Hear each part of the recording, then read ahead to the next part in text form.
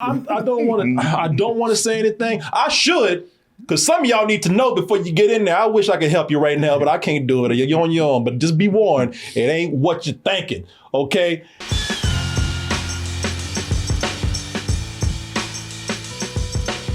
Zendaya, she ain't playing no more. She's like, yeah, man, she's finally a force to be reckoned with in Hollywood, man. And she's producing movies right now. Shit, I'm trying to get my Oscar too. Yeah, she's out there. She's I ain't Peter's girlfriend no more. I'm running shit now. Everybody's talking about this movie Challengers, man. And you probably already heard at least one thing about this movie. So everybody's heard about this. They said, oh, it's that Zendaya porn film that's coming out. Oh, that's the one where she's like, having sex with two guys. Oh yeah, I want to see. Some people don't even know that this movie is about tennis. They think it's just the Zendaya movie. Uh-huh. But no, people, look, that's part of it, but we'll get to that in a little bit. But no, this is about Zendaya. She's a young tennis player. And I mean, she is focused. I mean, her thing in life, that's her goal, to just win. Mm-hmm. Win at everything.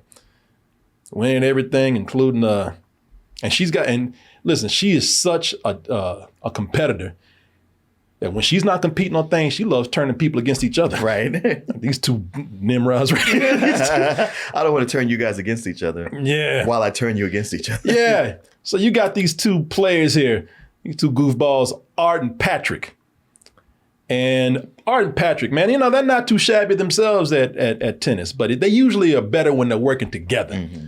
Oh, but Zendaya as Tashi, the home wrecker, she's about to come in and break all that up. Y'all pay attention to me. Yeah, when somebody says, I'm not a home wrecker, they're a home wrecker. Oh, you might as well get a bulldozer, tear that shit down. Show up with a hammer, just start breaking windows, kicking the door in. Yeah, these two guys, they are known as a force to be reckoned with when playing together. But then Tashi comes into their life, and it's kind of cute at first, these little teenage hormones kicking in and whatnot. But as they get older, and as life would have it, the dynamic of things just change people.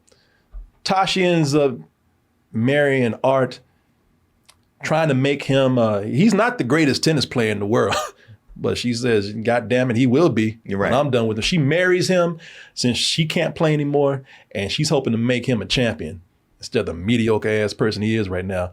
Patrick is actually pretty good. Patrick just, yeah. Patrick is out there. He can't get he can't get it together. He can't get his shit together. He's nowhere near. While Tashi has done well with Art. They've done all right. She's made him, he might not be at the best stage of his life when playing tennis, but she's made him a big name in the sport. She's made him something big time endorsement. Yeah, he's got endorsements and everything, so she's done well with him. But poor old Patrick, well, let's just say he's still trying to find himself. And a place to live. And a car that works. Let's find a home first. But he's worried about trying to make himself a name too. He's just not as far as, he doesn't have a Tashi in his life. And to be honest with you, Tashi don't want his ass of any kind. Tashi and no other chick wants his ass. But things get deeper in their relationship. When we look at these three people, is it about tennis with them? Is it about a rivalry? Is it about trying to be the best? Or is there something deeper going on with these people? Is there something deeper going on from their past that they just can't give up? Let's go ahead and watch the trailer for this movie, Challengers, and we will be back with our review. You think that tennis is about expressing yourself, doing your thing. But you don't know what tennis is. What is it? Let's just talk about the way this movie is being marketed, first of all, because the way they've been talking about this movie, as I said, y'all been looking at the advertisements. Y'all been listening to online. Y'all been listening to studio marketing this film. They making y'all think that y'all about to watch the Zendaya porn film. They think y'all actually gonna. They pitching this like it's 50 Shades of Grey or something. I know. Some of y'all hard already. Ooh, I can't wait to see these two guys hit that ass right there. I ain't gonna lie, the way they do all this with the trailers and all, it makes it look like it's gonna be a threesome every couple scenes. Oh yeah, like I said, some of y'all don't even know that this is about tennis. Mm-hmm. Shit, the only balls y'all think y'all gonna get these two goofy ass dudes right here. And you think I'm exaggerating? You're gonna have some blue balls. Yeah, man. It's a damn shame the way they pushing this movie out there like that. First, it was that series Knuckles, where they tried to make you think Knuckles in the whole thing. And then I ain't seen so much false advertising lately. You think I'm bullshitting. You think I'm exaggerating.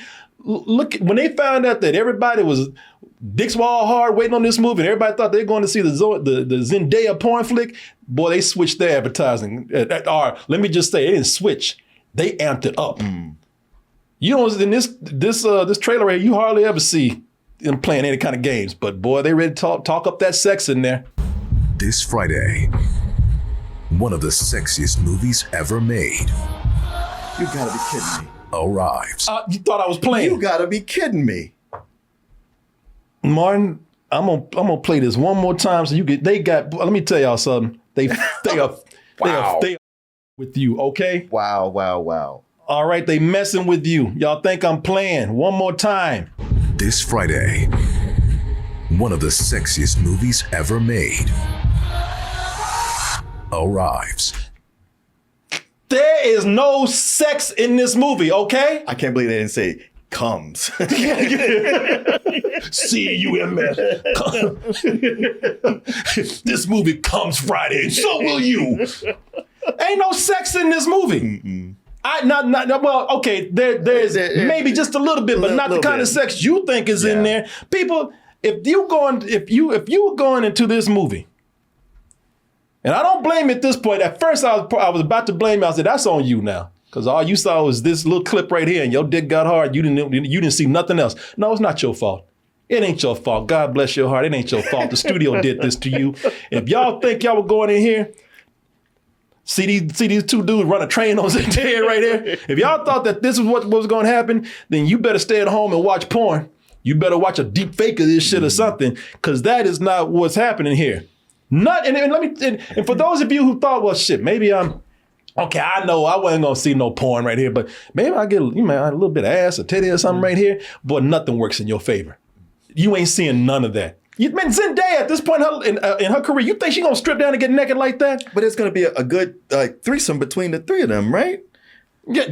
I don't want to say anything. I should. Because some of y'all need to know before you get in there. I wish I could help you right now, but I can't do it. You're on your own. But just be warned, it ain't what you're thinking, okay? In fact, especially for people going there thinking that. Now, listen, if you thought that hope for threesome right there was your chance to at least, okay, I know I ain't gonna see no sex, but I'll see Zendaya a little bit naked, kind of naked. You're gonna be really disappointed by that. Because ain't nothing in this movie but dicks and man ass, okay? I ain't saying that's wrong. No. Not at all. No. But it's actually kind of cute. I'm telling you what the movie's doing. The movie's telling you, hey, Zendaya's right to that door. And then your ass walks into the men's locker room. I got you. I want to see this movie again. But not to even watch the movie. Just turn around and watch the audience. I want to prop up a seat right there in front of the screen and turn around and look at everybody else and just laugh at y'all after all y'all dicks go limp. I'm trying to help you people. It ain't what you're thinking.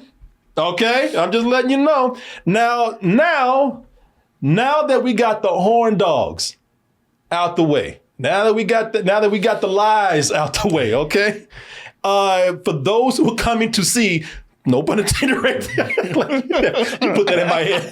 For those who are arriving to see an actual movie, it's actually a good character-driven story.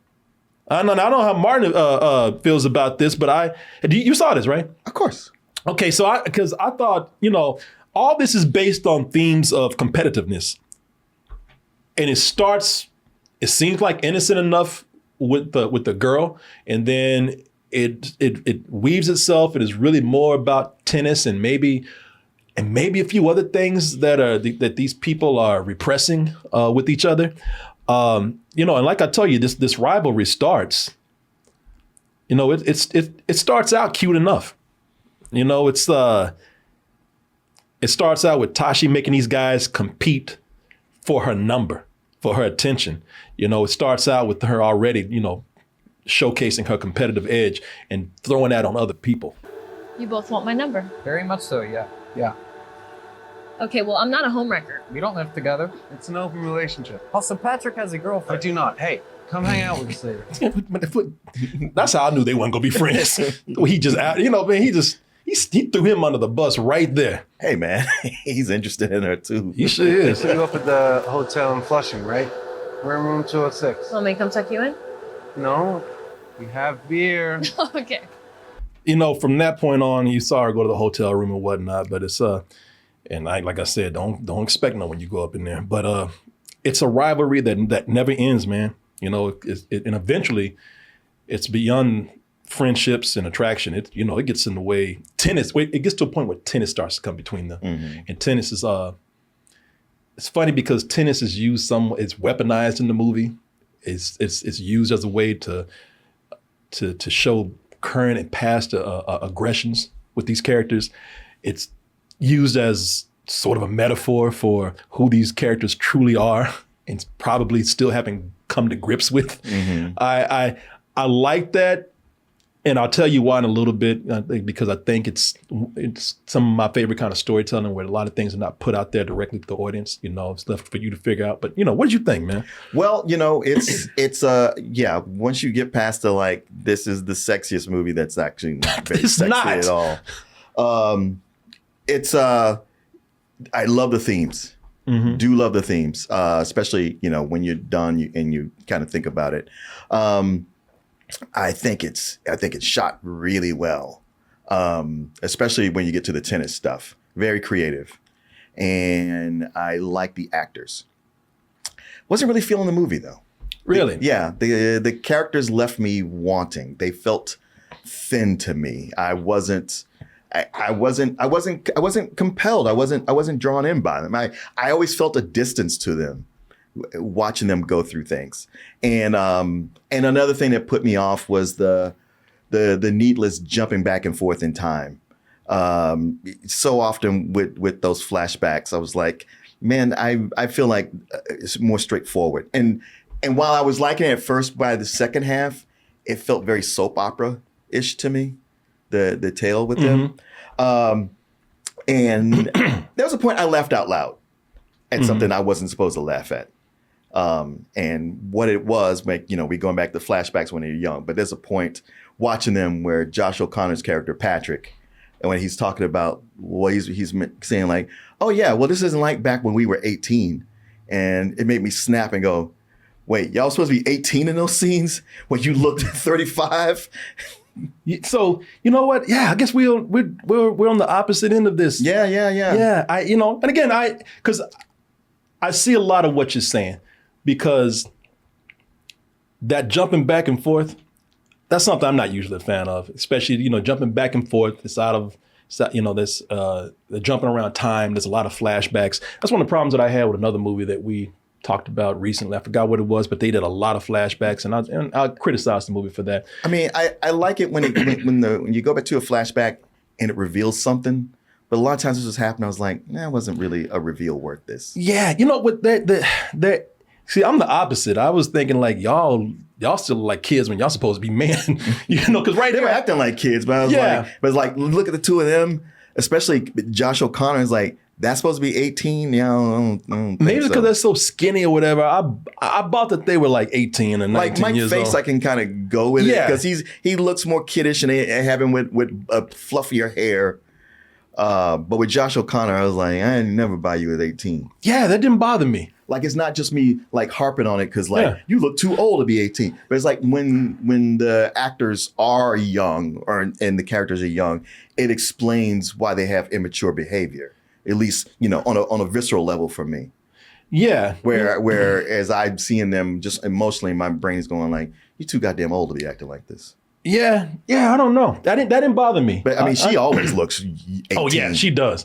Yeah, they look like kids to me. Like I said, that didn't bother me. But again, you know, everybody sees something different. I bought them as I did buy them as teenagers. I guess the movie worked for me. Like I said, I see what you're saying is jumping around. That does bother people sometimes. It didn't bother me as much here, although I probably would have preferred a more straightforward narrative. But it didn't bother me all that much. You know, a lot of this is told in flashback. I think what I like about this movie is that, you know, like I said, there's a lot of stuff that's not given to the audience here. There's a lot of things that you kind of have to read into the audience yourself. I mean, I'm sorry, you have to read into the characters yourself. And so maybe that's why that worked for me with flashbacks, because I was putting stuff together with these characters anyway. So I was putting a story together as it moved along. You know, like with art, when the movie starts, you know, a lot of it's told in flashback, but we're in the present. And at the beginning of the movie, Art seems to be the winner here. You know, Art did get the girl, Tashi. He married her. He's the one with the successful tennis career. And as we were saying, you know, poor Patrick over here. Poor Patrick, he's been getting by playing people who just ain't that good, you know. And so he's trying to make a name for himself at a point where it might be too late. But I think it's too late. But yeah, because look, this dude is so broke that when he goes to sign up for a tournament, he got to sleep in the parking lot in his car. And the thing that had me laughing, he can't even afford a breakfast sandwich. He went in to sign up, and the woman behind the table, she had a Dunkin' Donuts croissant sandwich over there. And he was looking at the sandwich the whole time. He couldn't even look at her in the eye. Right. She's like licking his lips and drooling. She said, "Here, boy, take it. Your hungry ass. Here, you want something here?" I would have just given him the whole damn thing. But it's hard to feel sorry for Patrick because he's an asshole. No, and that's the other thing too. Like nothing is really working for him because of his attitude. He just doesn't have that spirit to be a winner. But really, this is what I like about it. You know, this person looks like they're winning. This person looks like they're doing okay. But really, no one's winning in this movie right here, man. Really aren't. No one is winning at all. And I love that. I love that here, man. Tashi, you know, she got that injury early in her career. She got that injury. She can't play tennis anymore. The only connection that she has to the sport now is trying to make a champion out of Art. And Art ready to get out the game. Art's like, he was saying in the movie, I just want a hamburger. You know, I just want to relax. I'm just not into it, man. But he's being pushed by her.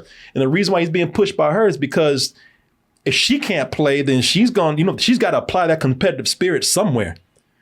And like I said, the movie doesn't spell it out for you, but this is where these deeper issues in this film really kind of fascinated me. Mm-hmm. You know, and that's why I think it's cool that the audience has to decide. You know, with Tashi and looking at how she is with these guys here, you know, did she ever like these guys? You know, was she interested in either one of them, or was it that, you know, there's this competitive spirit in her? She likes to just push other people that way too, and she likes to be the center of attention. Yeah, I mean, I guess part of my disconnect was throughout the movie, Tashi is treated as a prize, and I never felt that way about her.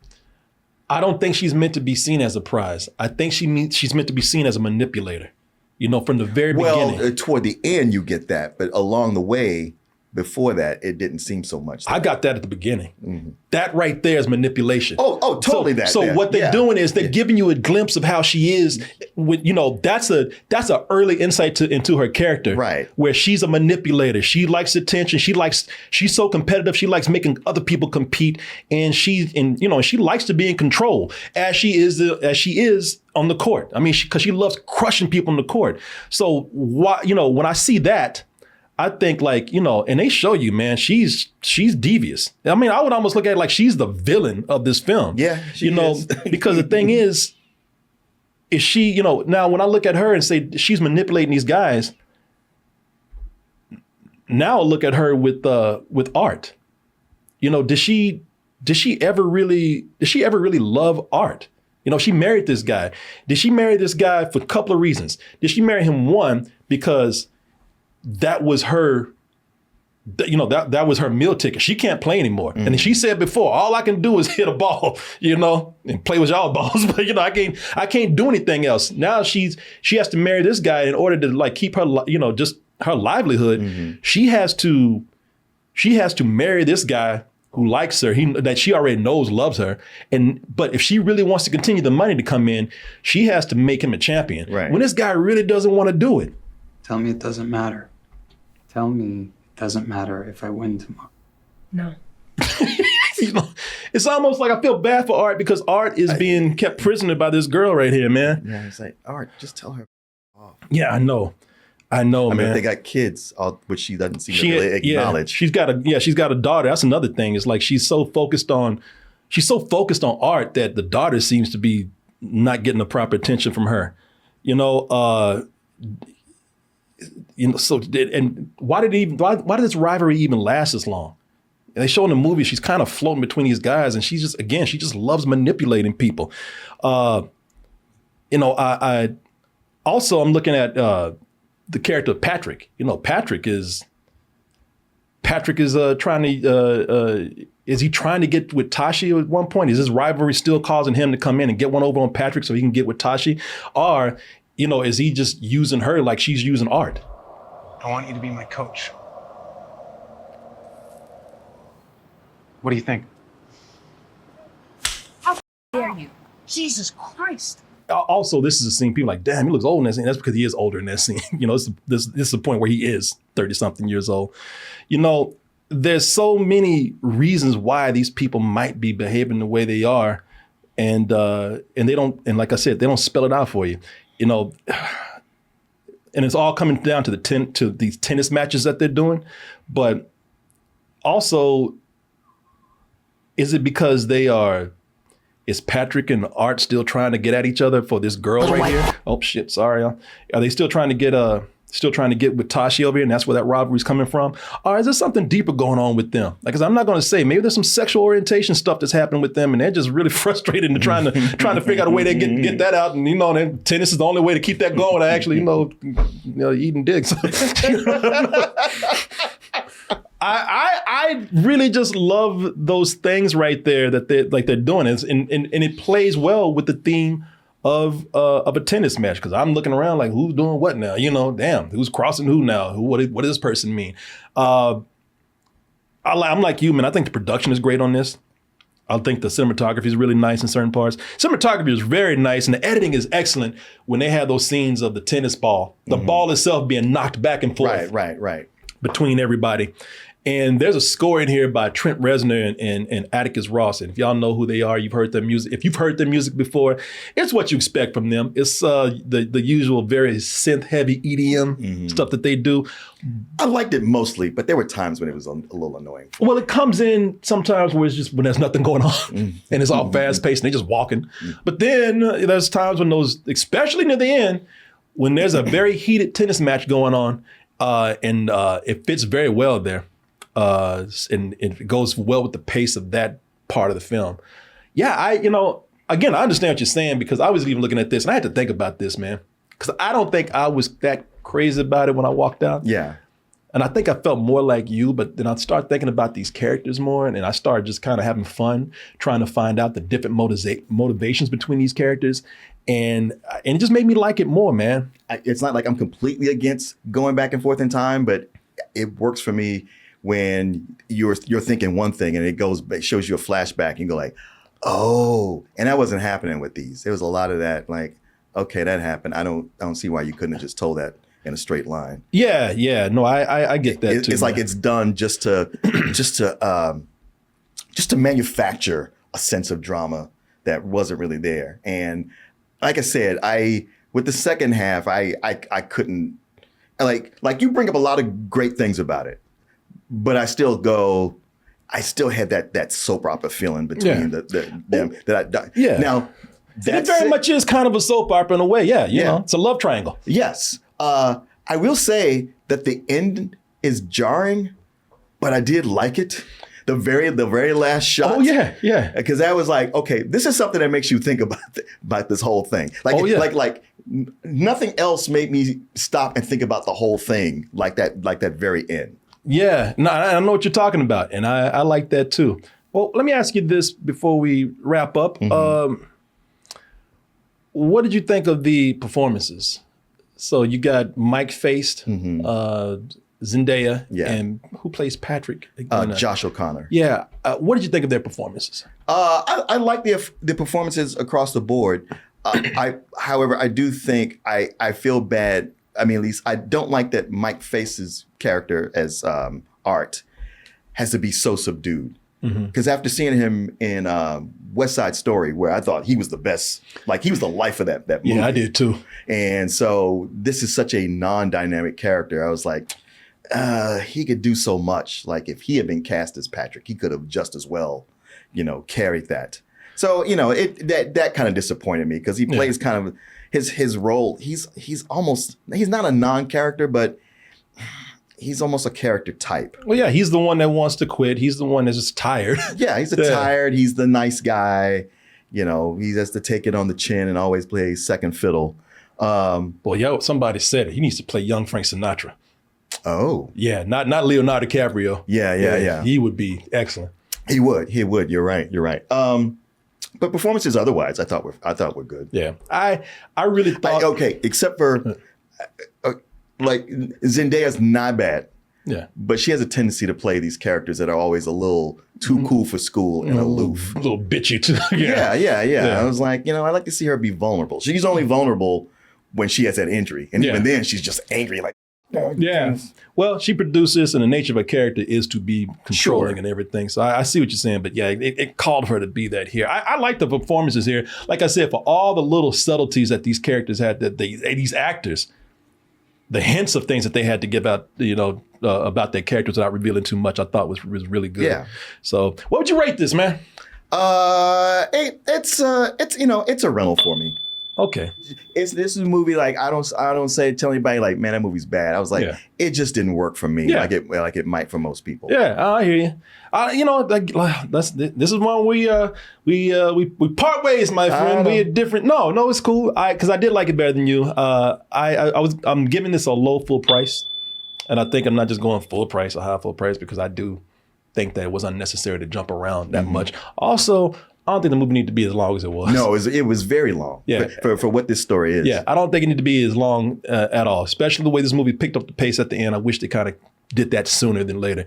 And also took points off of lying. Yeah, no kidding. Again, I'm tired of being lied to. Sit up here telling people, getting all these people aroused and everything with this race. Stop it.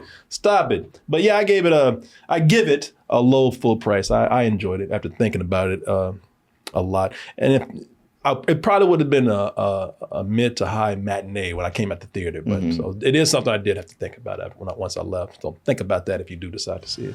So there you go, folks. Well, you made it to the end of the video. That must mean you really like what we do. So if you do, check out these other videos just like this one. Check out our other YouTube channels and subscribe to join our wonderful Toasty community.